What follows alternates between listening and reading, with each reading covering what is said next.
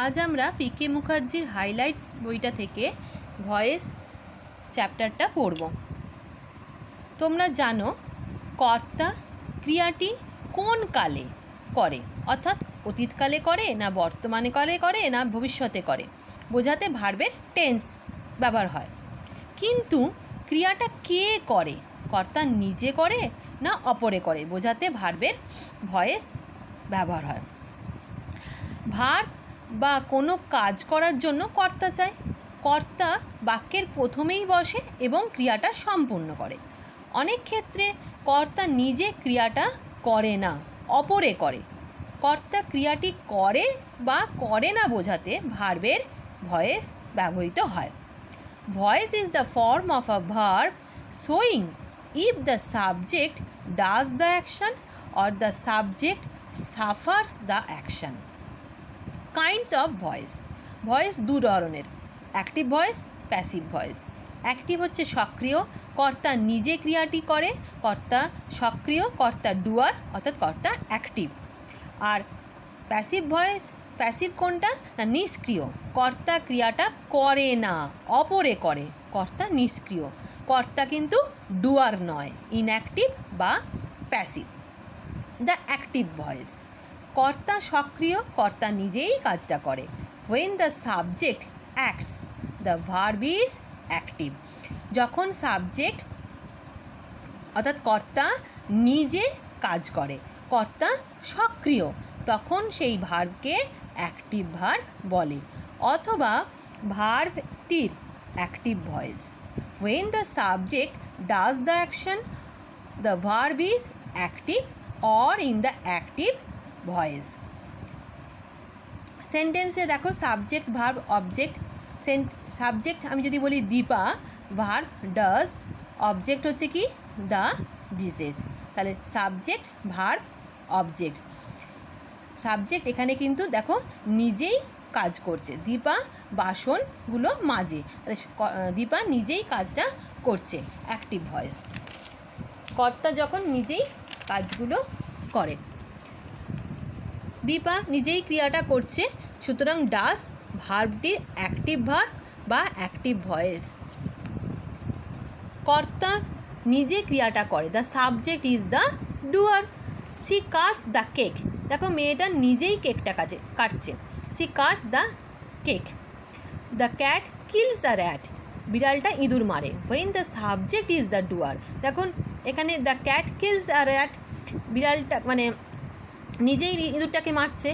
when the subject is the doer of the action the verb is active। when the subject is the doer of the action, কর্তা যখন নিজেই কাজটা করছে the verb is active। আর the passive voice, subject কিন্তু doer নয়, কর্তা এখানে নিষ্ক্রিয়। অনেক বাক্যে কর্তা প্রথমে বসেও ক্রিয়াটা করে না, অপরে করে, কর্তা এক্ষেত্রে নিষ্ক্রিয়, প্যাসিভ, ক্রিয়ার ফলভোগ করে। এরূপ ক্রিয়াকে প্যাসিভ ভার্ব বলে, অর্থাৎ ভার্বটির passive voice. when the subject does not do the action that is the subject is inactive or passive the verb is passive or in the passive voice। rice is cooked, ভাত রান্না করা হয়। দেখো rice কর্তা, cook, rice কিন্তু মানে রান্নাটা ক্রিয়া করে, মানে রান্না ক্রিয়াটি করে না। রাইস কি এখানে রান্না কাজ মানে রান্না যে করাটা সেটা কি করছে, সেটা কেউ করছে না, সেটা কোনো ব্যক্তি করছে। রাইস কিন্তু মানে কর্তা হলেও এখানে কিন্তু নিজে কাজটা করছে না। দ্য বয় ইজ বিটেন, ছেলেটিকে মারা হলো, দেখো কর্তা সাবজেক্টকে দ্য বয়, আর বিট এখানে ভার্ব। ছেলেটিকে কিন্তু কেউ মেরেছিল, অন্য কোনো মানে ব্যক্তি তাকে মেরেছিল, সে কিন্তু নিজেই নিজেকে মারেনি, তাহলে এখানে কর্তা কিন্তু নিষ্ক্রিয়। প্যাসিভ ভার্বটিকে অবশ্যই ট্রান্সিটিভ ভার্ব হতে হবে, ইনট্রান্সিটিভ ভার্বের প্যাসিভ হয় না, এটা সবসময় মাথায় রাখতে হবে। প্যাসিভ ভার্বটাকে অবশ্যই ট্রান্সিটিভ ভার্ব হতে হবে, ইনট্রান্সিটিভ ভার্বের প্যাসিভ হয় না। তোমরা যদি কেউ ট্রান্সিটিভ ভার্ব কাকে বলে না জেনে থাকো, তবে একটি ভিডিও বানানো আছে, সেই ভিডিওটা অবশ্যই দেখে নিও। প্যাসিভ ভয়েসে মেন ভার্বের থার্ড ফর্ম এবং তার আগে ভার্ব বি বসবে। অবশ্যই মেন ভার্বটার কী করতে হবে না, থার্ড ফর্মটা বসাতে হবে এবং ভার্ব বি বসবে। চেঞ্জ অফ ভয়েস, দেখো অ্যাক্টিভ ভয়েসকে কীভাবে প্যাসিভ ভয়েসে পরিবর্তন করছে। Deepa does the dishes, Deepa subject, verb active ভার্বটা ছিল ডাজ, অবজেক্ট হচ্ছে দ্য ডিশেস। যখন আমি এটাকে প্যাসিভে করব তখন দ্য ডিশেস অর্থাৎ অবজেক্টটাকে সাবজেক্টে করে দেবো, আগে নিয়ে আসবো, সামনে নিয়ে আসবো। দ্য ডিশেস সাবজেক্ট হিসাবে ব্যবহৃত হলো। এবার কী হলো, আর ডান, দেখো এখানে বি ভার্ব এলো আর ডুয়ের থার্ড ফর্মটা বসলো, ডান। বাই, এবার সাবজেক্ট কে ছিল, দীপা, দীপা মানে অবজেক্ট হিসাবে বসে পড়ল। পরিবর্তনের কি একটা পদ্ধতি দেখো, অ্যাক্টিভ ভার্বের অবজেক্ট প্যাসিভ ভার্বের সাবজেক্ট হবে। দেখো দ্য ডিশেস অবজেক্টটা সাবজেক্ট হয়ে গেল, অ্যাক্টিভ ভার্বের সাবজেক্ট দেখো দীপা, সে কী হলো, প্যাসিভ ভার্বের অবজেক্ট হয়ে গেল, শেষে গিয়ে বসলো। অবজেক্টের আগে বাই বসাতে হবে। প্যাসিভ ভয়েসে মেন ভার্বের থার্ড ফর্ম হবে, মেন ভার্বের থার্ড ফর্ম হলো, ডুয়ের থার্ড ফর্ম বসালাম ডান। আচ্ছা, মেন ভার্বের আগে ভার্ব বি বসবে, এই যে এখানে আর বসানো হয়েছে, এবং verb be in the passive, অর্থাৎ প্যাসিভের জন্য ভার্ব বি চাই জানো, এবং অ্যাক্টিভ ভার্বের টেন্স এবং প্যাসিভ ভার্বের সাবজেক্ট অনুসারে ভার্ব বিটা বসাতে হবে। যেমন দেখো প্রেজেন্ট টেন্সে, সিম্পল টেন্সের ক্ষেত্রে কি করব, অ্যাম ইজ আর। কন্টিনিউয়াসে কি করব, am is are plus being. পারফেক্টে কি করব, হ্যাভ অথবা হ্যাজ প্লাস বিন। পাস্ট টেন্সে কী হবে, সিম্পলের ক্ষেত্রে ওয়াজ বা ওয়ার, যেখানে ওয়াজ বসে সেখানে ওয়াজ, যেখানে ওয়ার বসাতে হয় সেখানে ওয়ার। আর কন্টিনিউয়াসে কী হবে, ওয়াজ বা ওয়ার প্লাস বিইং। পারফেক্টে কী হবে, হ্যাড প্লাস বিন। ফিউচারের ক্ষেত্রে কী হবে, শ্যাল বা উইল প্লাস বি। আর কন্টিনিউয়াস প্যাসিভ সাধারণত হয় না। আর পারফেক্টে কী হবে, শ্যাল বা will plus have been, shall বা উইল প্লাস হ্যাভ বিন।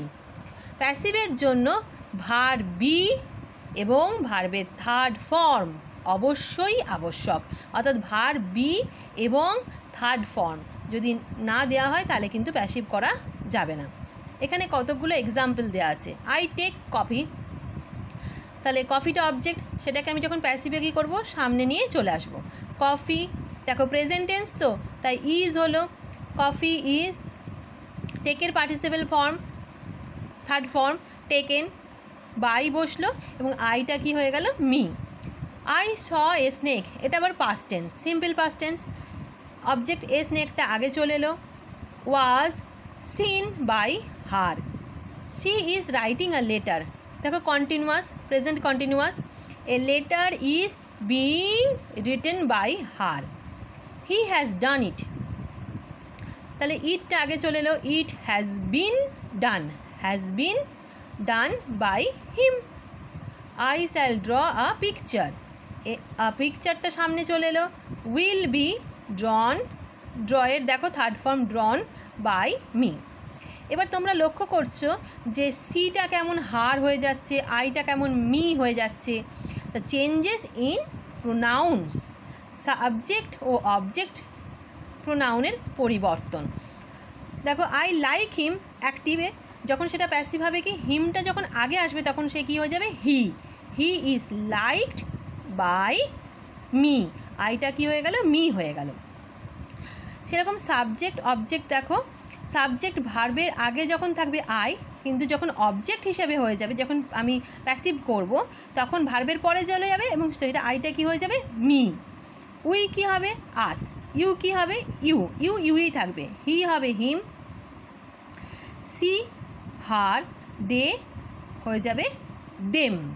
তাহলে এইভাবে প্রোনাউনগুলোকে কিন্তু চেঞ্জ করে নিতে হবে। সাবজেক্ট মানে যখন অ্যাক্টিভ ভয়েসে যে সাবজেক্টে যদি আই থাকে তখন সেটা যখন প্যাসিভ ভয়েসে আমি নিয়ে যাব, প্যাসিভ ভয়েসে করব, তখন সেটা আইটা কি হয়ে যাবে, মি হয়ে যাবে। এই যে নিয়মটা, এটা কিন্তু পাস্টের ক্ষেত্রেও একই রকমভাবেই হবে। যেমন দেখো the cat killed the rat, object আগে চলে এলো, দ্য র্যাট হয়ে গেল, was killed by the cat. মানে দ্য ক্যাটটা অবজেক্ট হিসাবে চলে গেল। টেন্সের পরিবর্তনে শুধু ভার্ব বি বা অক্সিলারি পরিবর্তন হয়, অক্সিলারি ভার্বগুলোর পরিবর্তন হয়, কিন্তু বাকি সবগুলো কিন্তু একই রকমভাবেই চেঞ্জ করতে হবে।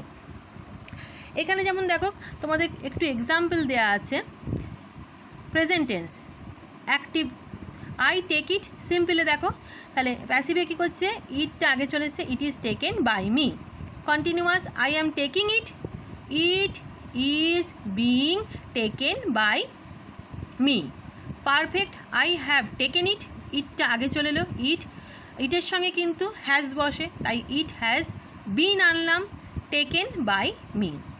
পাস্টে কী হবে, আই টুক ইট, ইটটা আগে চলে এলো, it was taken by me. দেখো শুধু অক্সিলারি ভার্বটা চেঞ্জ হয়েছে, কিন্তু আগের নিয়মে কিন্তু যে ভার্বের প্যাসিভে যখন করছি তখন ভার্বের থার্ড ফর্ম বসাচ্ছি এবং সাবজেক্টটাকে অবজেক্ট এবং অবজেক্টটাকে সাবজেক্ট করছি।